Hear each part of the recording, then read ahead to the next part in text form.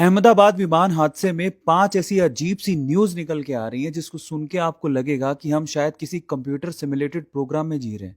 उनको सुन के आपको लगेगा कि ये कैसा इत्तेफाक है। पहला है मिड डे का ये ऐड। ये ऐड उसी दिन छपा जिस दिन विमान क्रैश हुआ। और उस ऐड में आप देख सकते हो कि ऊपर यहां पर बिल्डिंग के अंदर एक एयर इंडिया का विमान धंसा हुआ दिखाया जा रहा है। अब ये कैसे मुमकिन है? कोई ऐड अगर बना भी देगा तो प्लेन दिखा देगा, लेकिन प्लेन पे एयर इंडिया लिखा हुआ, ये कैसा इत्तेफाक है? दूसरा अजीब इत्तेफाक है गुजरात के एक्स सिम रूपानी जी की गाड़ियों का नंबर। अब ऐसी न्यूज चलाई जा रही है कि उनकी गाड़ियों का नंबर था 1206, यानी कि वो इन्हीं गाड़ियों के नंबर की गाड़ियां चलाते थे। ये उनकी पर्सनल गाड़ियों के नंबर थे। और उसी दिन उनका देहांत हो जाता है। अब अगर ये न्यूज सच है तो ये कैसा इत्तेफाक है कि रूपानी जी 1206 की अपनी पर्सनल गाड़ियां चलाते थे और उसी दिन यानी कि 12 जून को ही उनका देहांत हो गया।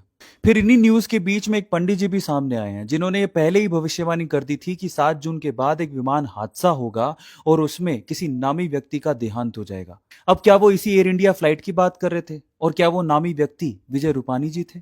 फिर एक और इत्तेफाक सुनिए। सावजी भाई नाम का व्यक्ति सिर्फ इसीलिए उस फ्लाइट में नहीं चढ़ा क्योंकि उसे ठीक नहीं लग रहा था। उसकी फ्लाइट में टिकट्स पहले से बुक्ड थी, लेकिन फिर भी वो फ्लाइट पे नहीं चढ़ा। फिर ऐसे ही एक इत्तेफाक भूमि चौहान नाम की लड़की के साथ भी हुआ। उसको इसी फ्लाइट से लंदन जाना था, लेकिन अहमदाबाद ट्रैफिक की वजह से वो 10 मिनट लेट हो गई और उसकी फ्लाइट मिस हो गई।